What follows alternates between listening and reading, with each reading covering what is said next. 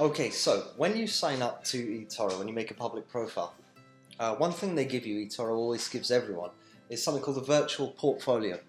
Okay, so if you don't know what a portfolio is like the name given to all of the things you're trading. It's like a big book, but it's not, it's on the actual website, and it sort of lists all of the things that you're currently trading, whether it's stocks or shares or commodities or forex or whatever. You'll be able to find them in your portfolio. So the virtual portfolio is like a normal portfolio. It means you can use the site, learn how to use the buttons, learn how to use everything about it, all of its features, but you're not risking real money. What they do is they give you like $100,000 of fake money, basically. It's just numbers in a database, but it looks the same as if you're trading with a real thing. So if you look at here, my portfolio, these are things I have in my portfolio at the moment. And down here you can see I've got 84.96 available, 1,282 what equity. This sort of shows the money which is tied up, which is not. If I go here, here says real. Do you see that? If I just click that button, I can go to my virtual portfolio. Switch to virtual portfolio. You're about to switch to your virtual portfolio. Here you can practice your trading skills without any risk of loss. I mean, that's really what's important. They give you a virtual portfolio. Really, it's a marketing tool for them. What they're doing is saying, here, have a look at our system, learn to use it, learn to trade, learn to open trades, close trades, see what sort of things you can trade, learn to copy people, and you can do it all with this fake money. We'll give you 100,000 of fake money. Here, practice and use it. And what they're banking on is that their system's kind of really so good that if you use it for a while, you'll think, all right, I'm ready to have a go, and you'll upload real money, and then that's good for them and as well. So that's what they're doing with virtual portfolio. So everyone can get one. It's non-binding. So when they give you a virtual portfolio, you could trade with the virtual portfolio for, years. It doesn't mean you ever have to upload any money or, anything. It's not a binding thing having a virtual portfolio. So I click that and I go to my virtual portfolio. And in here you can see I have an available balance of, I have an available balance of $94,000. $94,000. Total allocated that much. I've been using this virtual portfolio for about, I don't know, well, since I started really. And so these have been going on for quite a while. But look, there's a lot of money in there. Now, none of this money is real. It's all virtual money, which means it's just, entries in a database. If I make profit here, which I have, I've made $1,000 profit in my virtual portfolio. Do I have $1,000? No. Can I withdraw that money? No. But if that said I'd made 10,000 loss, would I owe them money? No, it's not real money.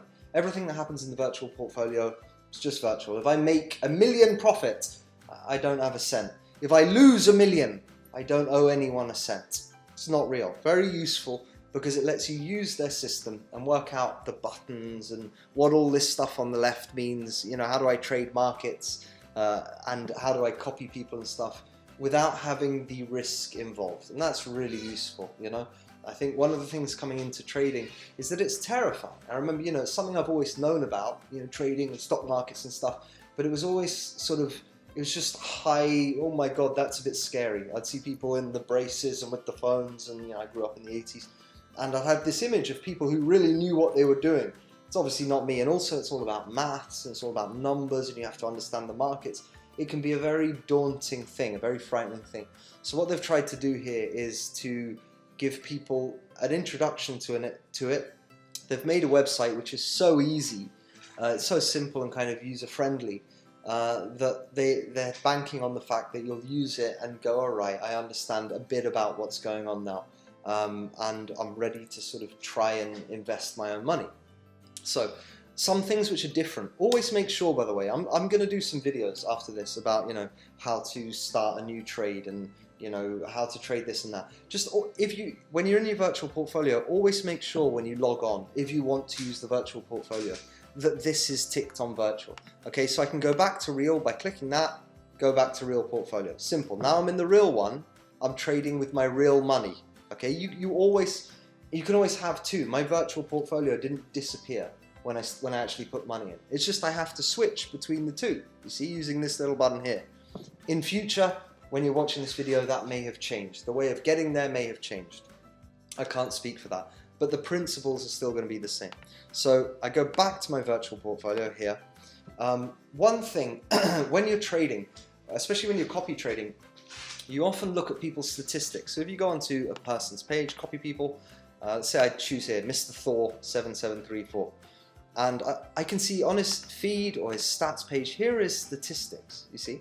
These statistics show, how much did he make in 2016, in 2017, month by month, yeah? And it shows his average risk score, how many copiers he's got, how many trades he's got, what percentage is profitable out of all of those trades, what sort of things he trades, stocks, commodities, cryptos. There's a lot of stuff on the statistics page for each trader. Frequently traded things, how often he holds trade, how many times he trades per week, blah, blah, blah. A lot of stuff in statistics.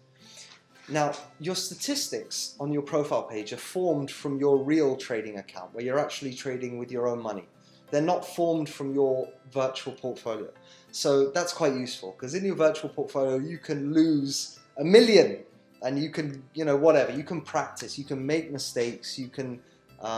some of the buttons can be a bit fiddly if you don't know what they are. When you sort of, for instance, I go to my portfolio and let's have a look at a trade, Tesla. All right, so here's an old Tesla trade I did. If I press that, I might think I'll get rid of it. I might press it by accident and it will close the trade. And oh no, I didn't mean to. So you have to get used to these buttons. You have to get used to them. And whilst you're getting used to them, you might make a few mistakes. And those mistakes would then show up in your statistics. But if you're in your virtual portfolio, no matter what you do, it's not going to show up in your statistics. They're completely hidden. The only statistics people will ever see about you is what you do with your real money. So hopefully you've kind of practiced enough in the virtual portfolio to actually not make so many mistakes when you go into it. When I first started with Etoro, I did use the virtual portfolio, but not long enough. I thought, no, I'm clever. I can probably trade myself. I'm going to have a go at this, and proceeded to lose. Here, if you look at it, here, boom, 38%. I lost 38% in the second month that I was trading, because literally I just thought, well, I can probably have a go at this. I'm pretty smart, and I didn't use the virtual portfolio enough. And I think it would be useful. I mean, all the stuff's available in the virtual portfolio. So if I go to trade markets and I go to stocks, and I choose, let's go to Apple, because everyone knows that one. Apple, all the stuff's still available. I can still see information about Apple. I can still read more about it and find out about the company in the stats page. I can go to the charts and get familiar with how these charts work. And I mean, most of it is just getting familiar with how stocks move and how things move. You'll see the patterns and things. So I can, zoom in and zoom out, and I can maximize it. I can change the time frame. I can set it up how I want. Do I want it in bars? Do I want it in candles? Do I want it in lines? So you can get used to this sort of stuff in the virtual portfolio without any risk, and that's very useful. You can have a look at the research thing and find out about that. So there's various things you can do in the virtual portfolio. So I think some of the next videos I'll make are about things that I would recommend you do in a virtual portfolio before trying to do them in real life. Just so that, because my experience is you have to get used to the buttons, you have to get used to how it works. So open a trade, close a trade, set a trade with 5 times leverage, set a trade with 2 times leverage, open a copy, learn how to copy someone, copy people, learn how you actually do that, how you research people to copy, how you find one.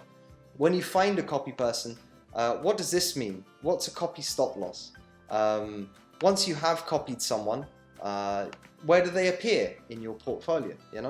How do you add funds to them? Add funds. How do you remove funds from that copy? How do you pause it? Things like that. There's a few things which I'd say, and I'll make videos about what would I try and learn in the virtual portfolio and just get used to doing physically before trading with real money. Again, though, you could run a virtual portfolio for years and never have to pay Etoro a thing. That's quite great. It's a very useful learning tool, and it's also because it's tied into the real live markets. All the markets are real. All the systems are real. Everything is real. All the assets you're trading are real. You're just doing it with virtual money. Fantastic.